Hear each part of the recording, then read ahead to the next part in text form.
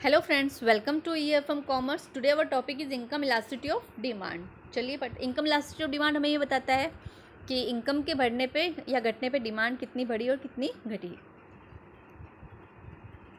Income elasticity of demand is defined as the responsiveness of quantity demanded for a good to change in consumers income. It is defined as the ratio of change in quantity demanded over the change in income. मतलब income कितना percent बढ़ी या कितना percent कम हुई, उसके हिसाब से ही demand का जो रेशियो है वो चेंज होगा। According to Watson, income elasticity of demand means the ratio of the percentage change in the quantity demanded to the percentage change in income. देखिए, इसका फॉर्मूला है income elasticity of demand is equal to proportionate change in demand divide by proportionate change in income. Demand हमारी dependent variable है, income हमारी independent variable है। Income में change होने से डिमांड में चेंज हो रहा है। ये सिंबॉलिक जो है वो फॉर्मूला है इनकम इलास्टिसिटी ऑफ डिमांड का। इसको मैं आपको एग्जांपल से समझाती हूँ। एग्जांपल है, जैसे आपकी इनकम है अभी 3000 और आप कितना लीटर दूध ले रहे हैं, 30 लीटर। अब आपकी इनकम हो गई 5000 और आप कितना ले रहे हैं, 40 लीटर।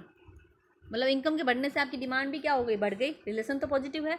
अब इसको इसमें पुट करते हैं, परसेंटेज चेंज इन क्वांटिटी। कितना 30 ले रहे थे, कितना लेने लगे 40, मतलब कितना परसेंटेज चेंज हुआ, 10%। परसेंटेज चेंज इन इनकम 3000 थी, कितना बढ़ गई, 5000, मतलब 2000। इनकम कितनी थी हमारी, 3000, और कितना ले रहे थे हम, 30 लीटर। तो ये कट करने पर आएगा हमारा 1/2, मतलब क्या हुआ, लेस देन 1 है, एक से कम आया। इनकम इलास्टिसिटी यहाँ पे क्या हो गई, लेस देन 1। ये आपको एग्जांपल मैंने दिया है ताकि आपको फॉर्मूले में रखना है और समझ में आ जाए।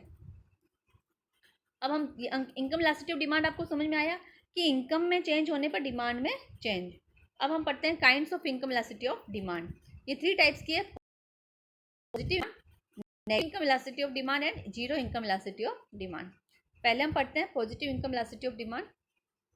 Where an increase in income में leads to an increase in quantity demanded and vice versa. Means अगर इनकम बढ़ी तो डिमांड भी बढ़ेगी, इनकम घटी तो डिमांड भी घटेगी। ये हुआ पॉजिटिव इनकम इलास्टिसिटी। पॉजिटिव हुआ मतलब एक ही डायरेक्शन में जा रहा है।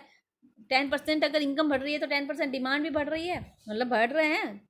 तो ये क्या होता है, positive income elasticity of demand. और ये किस केस में होगा, नॉर्मल गुड्स के केस में। किस केस में होगा positive income elasticity of demand, किस केस में होगा, नॉर्मल गुड्स के केस में। क्योंकि नॉर्मल गुड्स वो होते हैं जो हाई क्वालिटी के होते हैं। जब हमारी इनकम बढ़ती है तो हम हाई क्वालिटी के प्रोडक्ट्स लेते हैं। तो हमारी इनकम बढ़ी है तो हमारी डिमांड भी कैसे बढ़ जाएगी, नॉर्मल गुड्स के लिए। अब ये 3 टाइप से इलास्टिसिटी जो है समझाई जाएगी। पहला है equal to unit elastic, second है more than unit elastic and less than unit elastic.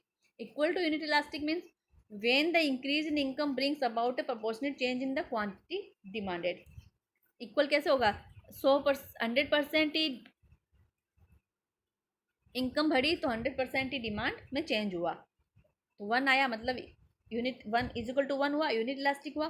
More than unit elastic when an increase in income brings about more than proportionate increase in the quantity demanded. Suppose आपकी जो income है वो 100% से बढ़ी तो आपकी demand 200% से बढ़ गई। तो ये क्या आया, मतलब मोर देन 1 आया, मतलब मोर देन यूनिट इलास्टिक हुआ।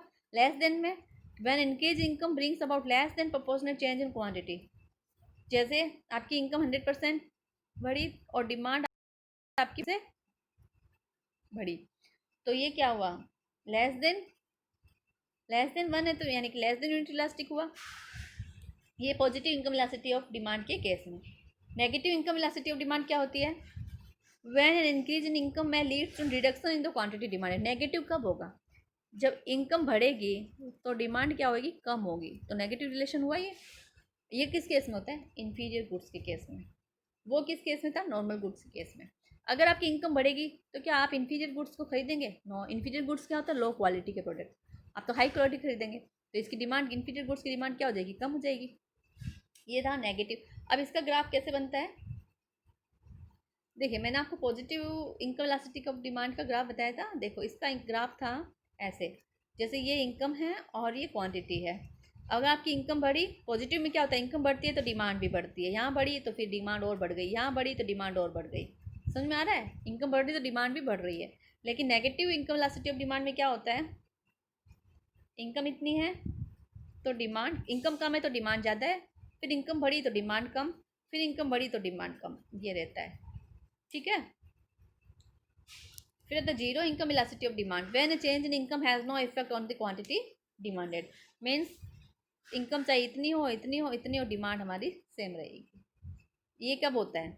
नेसेसरी जो प्रोडक्ट्स होते हैं, वेरी चीप प्रोडक्ट्स होते हैं, नेसेसरी गुड्स, जैसे कि सॉल्ट है, नमक तो हमें खाना ही है, चाहे इनकम बढ़े चाहे कम हो, नमक के बिना तो कुछ नहीं हो सकता, नमक तो खाना है। शुगर है, ये नेसेसरी गुड्स हैं जिनकी इनकम मतलब जिन पे है ना, उनकी जो है प्राइस बढ़े या घटे, हमारी इनकम बढ़े या घटे, हमारे पास इनकम हो या नहीं हो, ये तो हमें लेना ही है। तो इसके लिए जो डिमांड कर्व है वो ऐसे रहता है। आई होप कि आपको समझ में आया होगा। Thank you.